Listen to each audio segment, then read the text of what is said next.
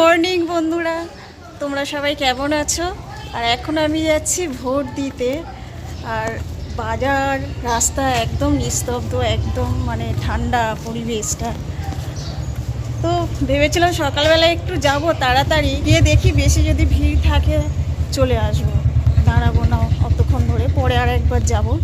তো যাই, এখন গিয়ে দেখি। বা বাইরে থেকে দেখে মনে হচ্ছে বেশ ফাঁকা ফাঁকা আছে, ভিতরে মনে হয় খুব একটা লাইন পড়েনি। বাবা, ওখানে যেইভাবে সব লাইন দেখে আসলাম, বেশ চিন্তায় ছিলাম যে আমাকে ওরকম লাইন ঠেলে ভোট দিতে হবে নাকি। একদিকে ভালোই হয়েছে, ফাঁকা পেয়েছি, বাড়িতে আর রিটার্ন যেতে হবে না, একেবারে ভোটটা দিয়েই বাড়ি যাব। শেষে আমি এখন ভোট দিয়ে বেরালাম, আর এখন যাচ্ছি বাড়ির দিকে। আর বুথের ভিতরে না ঢুকে বেশ কেমন একটা ভয় ভয় করছিল। আর আজকে রাস্তা থেকে হাঁটছি, বেশ আমার ভালো লাগছে, কারণ কোনো মানুষের চিৎকার নেই, গাড়ির আওয়াজ নেই, খুব ভালো লাগছে। পরিবেশটা একদম পুরো শান্ত। দাঁড়াও, তোমাদেরকে দেখাচ্ছি রাস্তাটা কেমন ফাঁকা ফাঁকা আর শান্ত।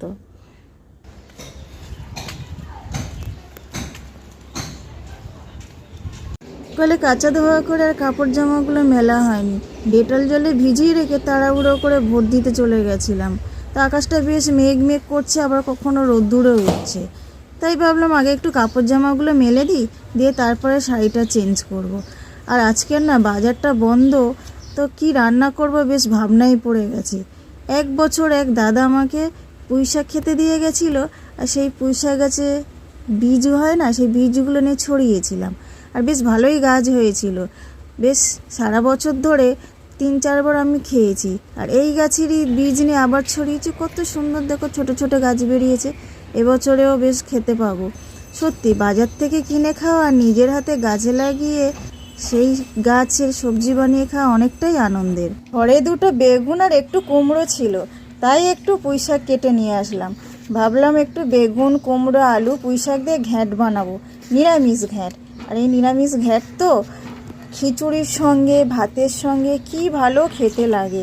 হ্যাঁ, এর মধ্যে আবার একটু চিংড়ি মাছ দিয়ে যদি রান্না করতে পারো, উফ, আরও খুব দারুণ লাগে খেতে। তো এই রান্নাটা না আমি নিজে থেকে পারতাম না, আমি আবার একজনের থেকে শিখেছি। সে আমাকে একটু তরকারি খেতে দিয়েছিল, তা আমি জিজ্ঞেস করতে বলেছিল। সত্যি এই রান্নাতে সেরকম কিছু মশলা লাগে না, একটু সর্ষে, শুকনো লঙ্কা ফোড়ন দিয়ে আর নুন হলুদ, আর নামানোর আগে একটু চিনি দিয়ে দিই, বেশ ভালোই লাগে খেতে। তো পুঁই শাক আলুর তো ঘ্যাঁট করছি, আর ঘরে 4টা ডিম আছে, তা ডিমেরও একটু ঝাল করে নেব। আজকের দিনটা চালিয়ে নেওয়ার মতো চলে যাবে। যাক, এইভাবেই চালিয়ে নিই আজকের দিনটা। আর আমার রান্নাটা প্রায় শেষের দিকে, তরকারিটা হয়ে গেছে, এবারে ডিমের ঝালটা করলে হয়ে যাবে।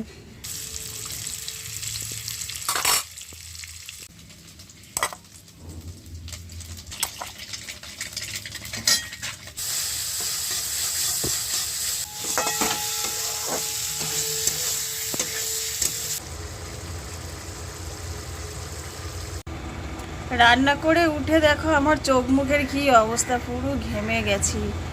এত বৃষ্টি হচ্ছে, তাও গুমসুমি গরমটা যাচ্ছে না।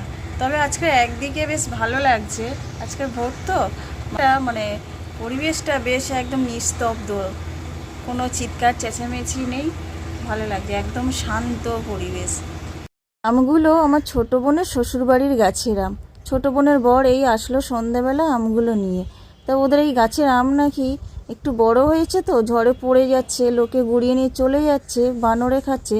তাই ওরা একটু সব আমগুলো পেড়ে কাঠবাইট দিয়ে পাকিয়ে সব আত্মীয়দের বাড়িতে দিচ্ছে। তো যাই হোক, এবছর প্রথম আম খাওয়া হবে। বেশি গল্প করব না, এখানেই শেষ করে দিলাম। আর এই ভদ্রলোকটি আমার ছোট বোনের বর। আমার ভিডিওটি তোমাদের কেমন লাগলো অবশ্যই একটা লাইক কমেন্ট করে জানিও। তোমরা সবাই ভালো থেকো, বাই।